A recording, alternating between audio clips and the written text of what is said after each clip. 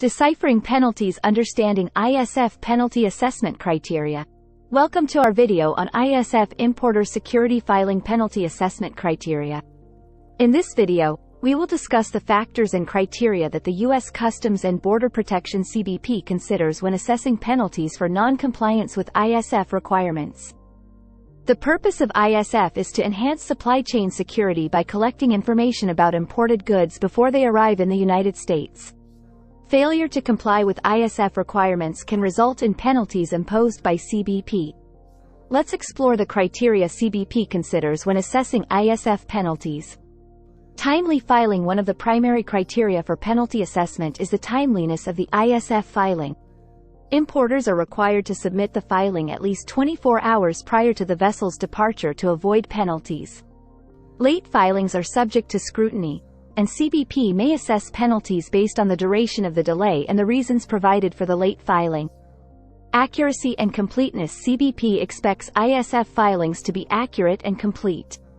If there are discrepancies or missing information in the filing, it may trigger a penalty assessment. It is crucial to provide correct and precise details such as the importer's name and address, consignee information, product descriptions, and container numbers, among others. Errors and amendments. If errors are identified in the initial ISF filing, it is important to promptly correct them through an ISF amendment. CBP takes into account the effort made by importers to rectify the mistakes. However, repeated amendments or significant errors that require multiple corrections may result in penalties. Negligence or willful non-compliance. CBP distinguishes between cases of inadvertent non-compliance and intentional violations.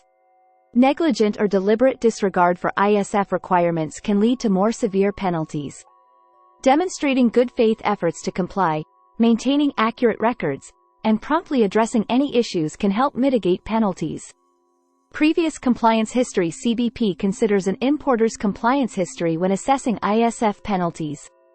Importers with a strong track record of compliance may receive more leniency, while repeat offenders or those with a history of non-compliance may face stricter penalties.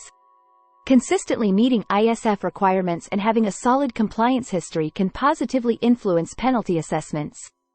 Mitigating factors. CBP may take into account any mitigating factors presented by importers.